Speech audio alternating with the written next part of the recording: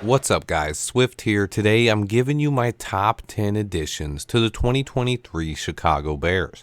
Ryan Poles has been busy in one of the most important off seasons in Chicago history. He brought in way more than 10 new players, but I'm going to give you my top 10. Let's get right into it. First up, honorable mentions. I'm going to give you my top 10 new Bears, but Poles added way more than 10 players, so I'm going to quickly mention a couple of guys and then get into the top 10. Roschon Johnson, Tyler Scott, Noah Sewell, Terrell Smith, Rasheem Green, Deontay Foreman, and Robert Tonyan all failed to make this list. I'm really high on Roschon and the other rookies. I also think Deontay Foreman is a very underrated running back, but Poles simply added too much talent this offseason. Let's get into the top 10. At number 10, I have Andrew Billings, who is probably the most under-the-radar move of the entire offseason. Almost nobody's talking about Billings, but he was legit one of the better run-stopping tackles in the entire NFL last year, and he comes in at number 10. He's a monster defensive tackle who demands double teams on every play and instantly upgrades our defensive line. He only signed a one-year deal, and he's not a pass rusher. He's more of a two-down run stuffer, so he gets overlooked a lot. But this move was an awesome addition for a unit that was one of the worst in the NFL at stopping the run, and really shows how good Ryan Poles is at attacking this entire roster. Andrew Billings is a really good player. Look out for an all-22 video on him soon. At number 9, I have starting guard Nate Davis. This is low on the list for how high I am on Nate. It just goes to show you that Poles brought in a lot of players I really like this offseason. Nate has Pro Bowl potential at guard and could actually end up being one of our best offensive linemen. He could also end up being our third or fourth best, depending on how Tev, Braxton, and Darnell Wright progress this year. He's a very underrated addition to the offensive line, and he should help stabilize the group. This is very important for Justin Fields, and Davis could end up being one of the best additions of the offseason. He just isn't as exciting as some of the other players brought in.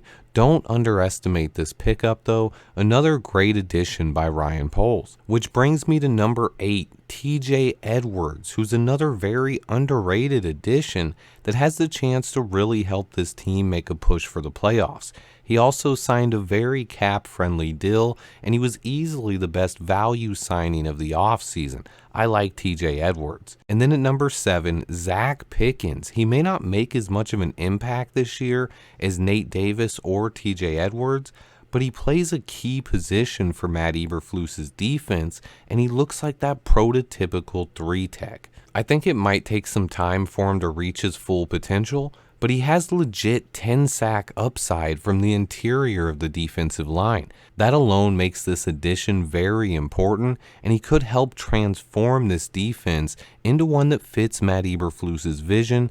Don't underestimate Zach Pickens. At number 6, DeMarcus Walker is a guy I think is going to make a huge impact this season.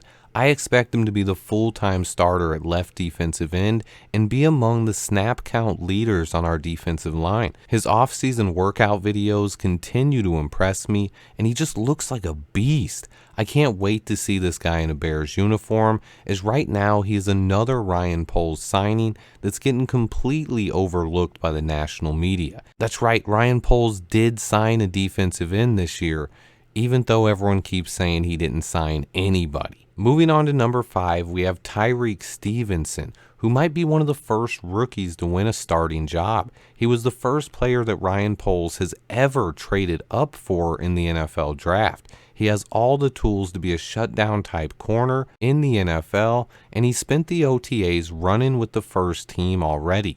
Tyreek can be an impact player early on in his career.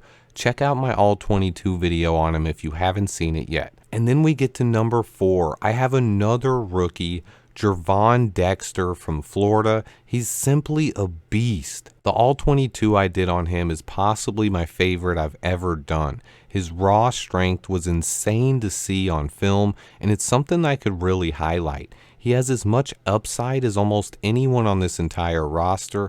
I'm a big fan of Gervon Dexter. I believe he's going to be a great player in Chicago, and I cannot wait to see him get on the field. If you haven't seen the All-22 on him, check it out. And now we're going to move into my top three, the three most important additions of the offseason. Coming in at number 3 is a guy who in most seasons would be by far the number 1 acquisition, but Poles did such an amazing job that Tremaine Edmunds comes in as the 3rd most important move of the offseason. This move overall was brilliant, as Poles was able to swap out Roquan Smith for Tremaine Edmunds.